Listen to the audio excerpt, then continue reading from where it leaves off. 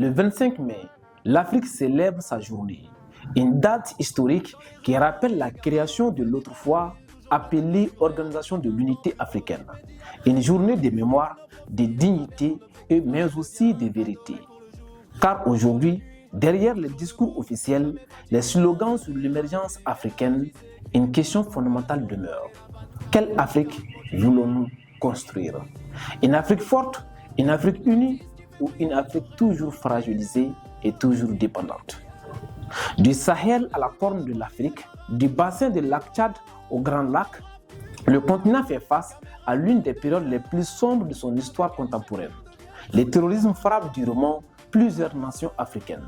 Le Mali, le Burkina Faso, le Niger, le Nigeria, la Somalie ou encore la Mozambique. Des villages brûlés, des milliers de morts, des écoles fermées et des millions de déplacés. Et pendant que des populations entières vivent dans la peur, l'Afrique peine encore à parler d'une seule voix. Le terrorisme n'est pas seulement une guerre contre les États. Le terrorisme est une guerre contre l'avenir de l'Afrique.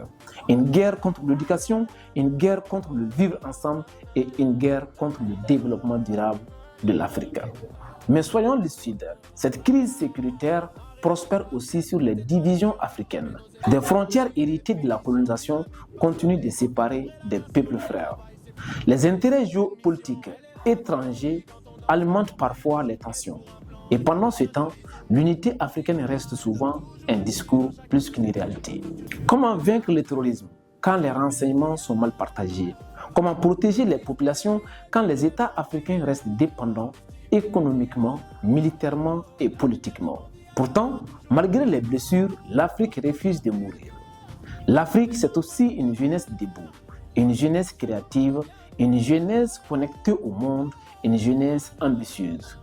Une jeunesse qui innove dans la création, une jeunesse qui innove dans les technologies, l'agriculture, la culture, le cinéma, le sport et les médias. L'Afrique possède les terres, les minéraux, les ressources humaines et les civilisations capables de transformer notre siècle. Mais le véritable défi africain reste l'unité. L'unité africaine. Une unité sincère, une unité d'action. Une unité qui dépasse les discours diplomatiques. Car tant que les Africains ne défendront pas ensemble les intérêts africains, d'autres continueront à décider à la place de l'Afrique. En ce 25 mai, la journée mondiale de l'Afrique ne doit pas être seulement une célébration.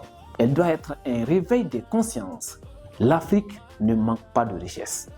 Elle manque parfois de solidarité stratégique. Et peut-être que le plus grand combat de l'Afrique aujourd'hui n'est pas seulement de vaincre le terrorisme, c'est de réussir enfin à construire une Afrique unie, une Afrique souveraine et respectée. Bonne journée de l'Afrique à toutes et à tous.